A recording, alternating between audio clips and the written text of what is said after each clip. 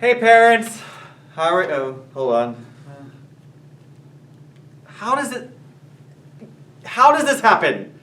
Like, I didn't put my mask over my glasses. Anyway, if you're out there and you wear glasses, you know that struggle. It's real. Anyway, whether your students are in my 11th grade or AP classroom, my job is pretty simple. To prepare your student for the expectations of collegiate level English coursework or collegiate level writing across all disciplines. And actually, maybe that's not as simple as it seems. It is my belief that if you do your job right as a high school teacher, college isn't more difficult, it's just different. Certainly things will become, the machinations may be more sophisticated, but the maturing writer shouldn't worry too much about any new expectations. My goal is that a student will see a syllabus in college and see the 2 or 3 long papers that are assigned and sit there and think, okay, I can do this. I've got the skill sets, and even if I don't yet, I know where to find them, and I'm ready. And then from what I've garnered from my former students over the last 20 years or so, they do feel prepared. And it's that confidence that I try to promote. My other English goal is to have students be open to the idea that language, that poetry in particular, can have a profound influence on their lives, or at least help them begin to ameliorate a really challenging time. 11th grade and even 12th, and actually even right now in this pandemic malaise, all of us probably could use some bracing words. But I tell my students that sometimes in their lives, it's going to be more difficult than they imagined. Sometimes because of their own doing, and other times because of something they inadvertently did. But it doesn't really matter. We all come close to hitting a wall from time to time. And I try to instill in them that if they keep with them an idea that some poems can not change their direction entirely. No poem will make you feel better about the death of your of a parent or a loved one, but sometimes a good poem can turn us a few degrees so that we glance off that wall instead of hitting it, and that is truly why I'm here and hope to help kids. So much of the intricacies of language can be taught using a poem. To make matters more teachable, poems generally fit into a teenage attention span and into mine. I have the attention span of a gnat. So the AP and exam and whatever EOC or gateway they're throwing at us this year or not, these are important, and my students will be prepared and feel prepared to take the exam. But at the end of this Friday, I don't really care that much about test scores. Don't tell anyone.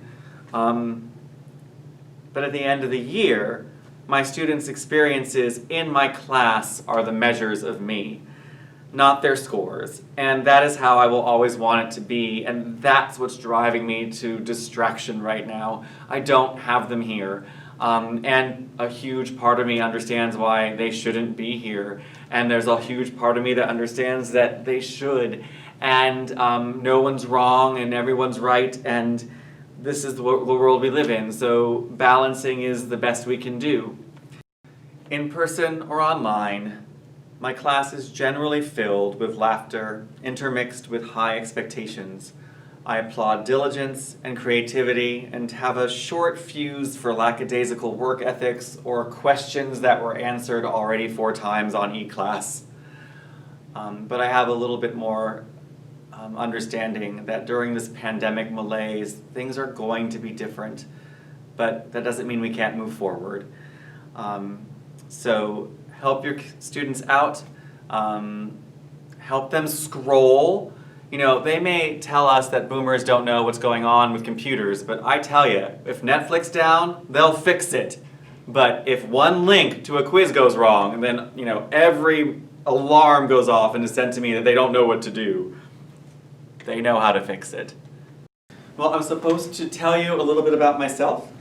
So I will. I'll try anyway. This is my 20th year teaching, and I can't believe that.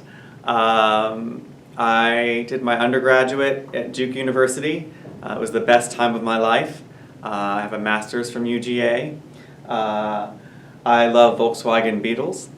I have a vintage 1964 Beetle at home. His name is Nathaniel Hawthorne. I have a Boston Terrier with an underbite. You've seen her picture. Her name is Callie. She's the best animal on the planet.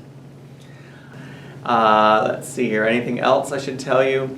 I really miss singing in a choir, particularly at church. So that's gone right now. I don't know if we'll ever sing in a group anytime soon, which is really sort of depressing. And usually on weekends, especially in the spring, you might see me on television, really, which is weird, usually like ESPN3 or something, but I am a professional gymnastics judge, and it is my favorite thing. Those young women are my heroes. I mean, men do gymnastics too, but women are more important. Still a blessing and a privilege to be a teacher. I hope to remind my students that they can, should they work hard enough, create for themselves handsome lives.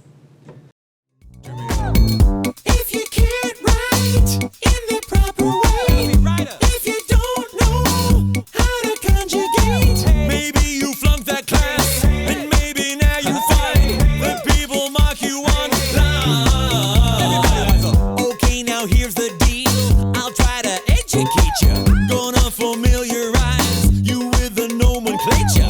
You'll learn the definitions of nouns and prepositions. Literacy's your mission, and